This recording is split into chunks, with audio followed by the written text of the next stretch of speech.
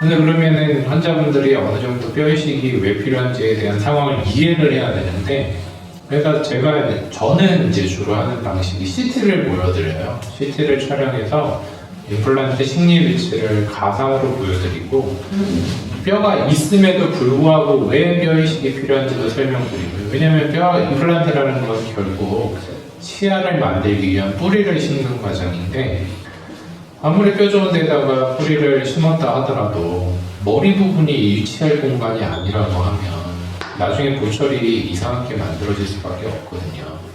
그러면 좋은 위치에다 심으려면, 위치를 바꿔서 좋은 위치에 심으려면 그 위치에 뼈가 없으니까 네가 가진 뼈가 이렇게 있어도 그 위치에라도 못 심고 이렇게 심어야 된다. 그러면 이쪽에 뼈이식이 필요하다.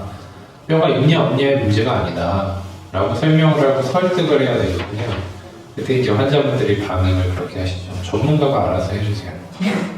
네, 그렇게 되면 결국에는 환자와 의사의 소통이 없어지는 거고, 환자가 자기 치료에 대한 이해도가 떨어지면요, 나중에 그런 부가적인 술식이나 치료 방식에 대해서 전혀 이해를 못한 채 의료진하고 분쟁이 되는 경우들이 많아요.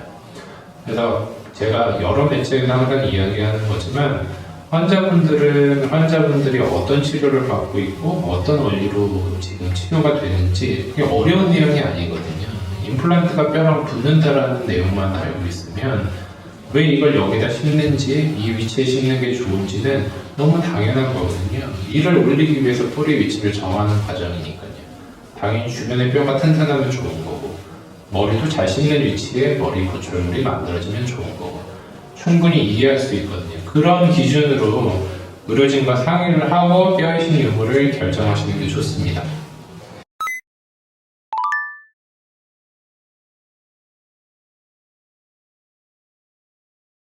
근데 실제로 제가 그렇게 설명을 많이 드리거든요. 이렇게 해서 이렇게 하자라고 하면 사실 3분의 1 정도는 알아들으시고요. 나머지 분들은 별로 관심이 없어요. 그게 문제예요. 실제와 제가 꿈꾸는 이상이 다르다는 거. 이해하시려고 노력하시는 분들보다는 가격을 더 중요시하는 분들도 많고요. 가격이 결국 임플란트의 개수다 보니까 뼈이식 유무도 그렇고 임플란트 개수도 그렇고 다 다르단 말이에요. 임플란트 개수가 몇 개면 얼마다. 그러니까 한 개당 얼마네? 라고 계산하시는 분들이 가장 많거든요.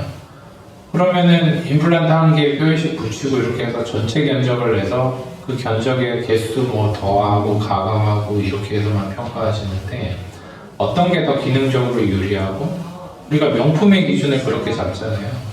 명품 치료라는 게 있잖아요.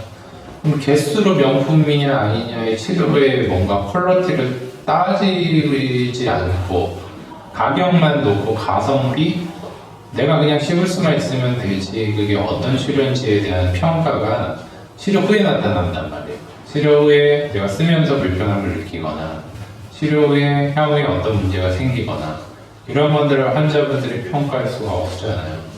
내가 여기서 안 하고 저기서 했더라면 어떤 결과가 나왔고 얼마나 더 편하게 지금 사용하고 있을 건지, 이런 거를 전혀 알 수가 없어요, 사실. 그러니까 좀 상대적으로 환자분들이 약자에 위치하니까 어쩔 수 없이 가격적인 걸로 평가를 하게 되는 경우가 많아서, 그래서 더욱이 더 이해를 하셔야 된다는 거예요. 치료 과정에 대한 이해와 그거를 설득력 있게 말하는 병원을 찾아서, 설득이 된다 라고 하면 그렇게 찾아서 치료를 하시는 게 좋겠다.